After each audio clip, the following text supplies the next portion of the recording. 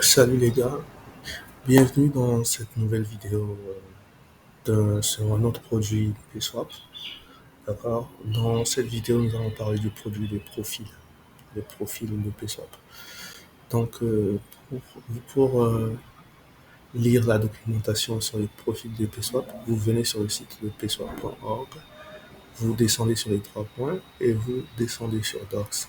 Vous cliquez sur Docs, ça vous ouvre la page de la documentation, vous cliquez sur Products ici. D'accord, et vous cherchez profil. Profil, vous cliquez dessus.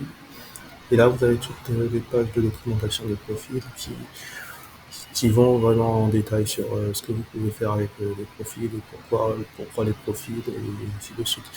Mais c'est en anglais pour le moment. Si vous ne comprenez pas anglais, bah, comme pour tous les autres produits, vous cliquez sur la barre de recherche ici. Vous tapez votre question en français, comment fonctionnent les profils. Voilà.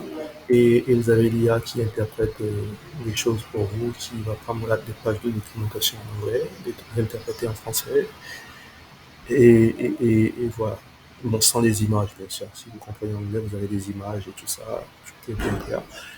En français, il y a pas les images dans l'interprétation que l'IA va faire de la documentation. Mais bon. Je pense que PSOL va finir par avoir une documentation en français aussi, une version française de la documentation.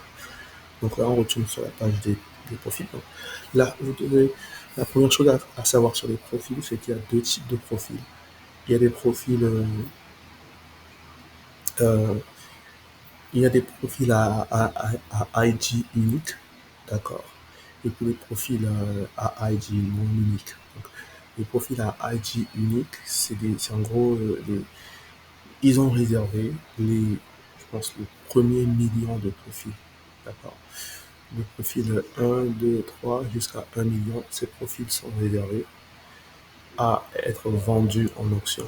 Donc si vous voulez payer un profil, si vous voulez avoir un profil qui a un numéro d'identification inférieur à 1 million, ce qui prouve une certaine exclusivité, d'accord, bah, vous devez payer pour ça et ça se vend en auction. Voilà. Donc pour payer un profil en action, vous venez sur les trois points, vous avez Profile Auction ici, vous cliquez dessus, d'accord, et ça vous amène sur la page des actions. Et sur la page des actions, là, vous avez euh, le profil qui est à vendre maintenant, d'accord, en action. Donc, profil de ID3 qui est à vendre. Et le prix, c'est 1000 $ pour le moment. D'accord, si vous voulez payer, vous allez cliquer sur ce bouton pour autoriser le contrat à prendre de l'argent de votre portefeuille crypto. Ensuite, vous cliquez pour acheter. Donc, la documentation va en détail sur comment tout ça fonctionne, comment on paye des profils à ID unique. D'accord. Une fois que vous allez payer votre profil, voilà. Mais si vous ne voulez pas payer pour votre profil, vous pouvez miner un profil gratuitement. Mais le système vous donne un profil qui a un ID supérieur à 1 million. D'accord. Voilà. Donc, pour voir, les profils viennent avec un NFT, d'accord. Chaque profil vient avec son NFT. Donc, pour voir les NFT des profils, vous allez bon, pour venir d'abord sur la page des profils, d'accord. Vous connectez votre portefeuille crypto comme ça, d'accord. Donc, là, je vais déconnecter. Vous connectez le portefeuille crypto. Et là, vous allez sur son onglet, vous descendez sur Your Profile. Cliquez sur Your Profile et ça vous amène sur la page ici. Euh, et une fois que vous êtes sur cette page, bah, vous pouvez venir sur l'onglet NFT, d'accord, pour voir le NFT de votre profil. Voilà. Ça, c'est le NFT du profil de, ce, de ce compte ici, d'accord. Et c'est ça, voilà, pour voir. Donc, ils ont des NFT qui sont interactifs, d'accord. Donc, vous allez passer votre souris sur les différents. boutons, les 4 boutons-ci pour pouvoir aller sur les différentes pages du NFT. D'accord. Donc voilà. C'est ça le profil, le NFT du profil. Et sur le bord, vous avez l'adresse du propriétaire du profil. Et si vous regardez bien, c'est la même adresse que celle-ci. D'accord. Et là, vous avez la deuxième adresse que vous avez, c'est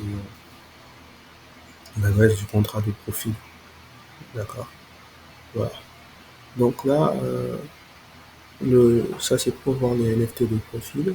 D'accord. Il y a d'autres types de NFT que vous pouvez voir. Donc si vous avez vu, donc là c'est les NFT de SSI. D'accord. Euh, il y a une vidéo qui explique le SSI, comment ça fonctionne. Le NFT, les NFT tickets. Donc le NFT ticket, c'est des reçus que vous recevez en payant des choses sur la place de marché, soit sur CanCan ou sur eCollectible. D'accord. C'est des reçus que vous payez. Donc là, ça c'est par exemple un reçu pour le produit ci, payé à ce prix-ci. Voilà, ainsi de suite. Voilà. Donc là, les badges, d'accord, c'est des NFT d'auditeurs. Donc si vous avez vu ma vidéo sur les auditeurs, vous comprenez comment les auditeurs fonctionnent. Donc c'est les NFT d'auditeurs. Il n'y a pas de NFT d'auditeurs pour ce profil. Voilà. Donc on a après tout, on a l'onglet reports. D'accord. Donc report. Donc je vous suggère vraiment d'aller lire la documentation sur le profil qui va aller en détail sur le report et comment ça fonctionne. Mais en gros, vous pouvez voir votre report comme une sorte de carte euh, qui, qui vous permet de faire patte blanche quand vous voulez faire des prêts et tout ça. Donc si vous allez faire un prêt pour le passé et que vous n'avez pas remboursé à temps, votre la personne à qui vous devez l'argent peut reporter votre retard de paiement sur votre profil. D'accord. Ce qui pourrait euh, compliquer vos chances d'obtenir des prêts dans le futur. Donc voilà. Euh, donc ça c'est le report card du profil. Voilà. Ensuite, le dernier onglet, c'est l'onglet des profils. Donc sur cet onglet-ci, vous avez la liste de tous les profils sur PSwap. Vous pouvez chercher le profil que vous voulez faire sortir. Voilà, ici. Euh, voilà. Ou vous pouvez vous affichez que vos propres profils. Euh, voilà. Et, euh, et quand vous avez un profil, vous avez des informations sur vos profils qui apparaissent ici et chacune des infos est expliquée dans la documentation. Mais en gros, le profil, c'est quelque chose qui vous permet de créer une sorte de graphe social sur la blockchain. D'accord. Vous pouvez follow ou unfollow un profil. D'accord. Un peu comme un réseau social, mais décentralisé, un réseau social que vous ne pouvez pas euh, censurer parce que c'est sur la blockchain. Donc, une fois que vous créez votre profil, vous demandez, vous essayez d'obtenir de vos followers sur les réseaux sociaux de vous suivre sur la plateforme. Comme ça vous permet d'avoir votre graphe social sur la blockchain. D'accord. Et même si vous êtes banni du réseau social, vous avez toujours accès à vos followers grâce à la blockchain, grâce au profil. Donc ça vous permet de créer ce réseau social décentralisé sur la blockchain. Voilà. Vous pouvez envoyer des messages à vos followers, de tout petits messages. Vous pouvez envoyer des messages avec des broadcasts, avec la fonctionnalité de broadcast.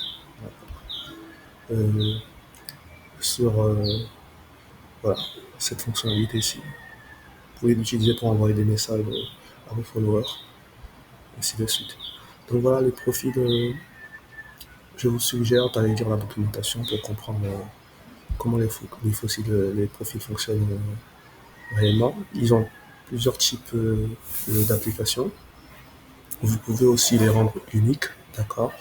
Vous créez un profil, vous lui attachez un, un, un identifiant unique, qu'on appelle le SSID, d'accord, et ça devient un profil unique.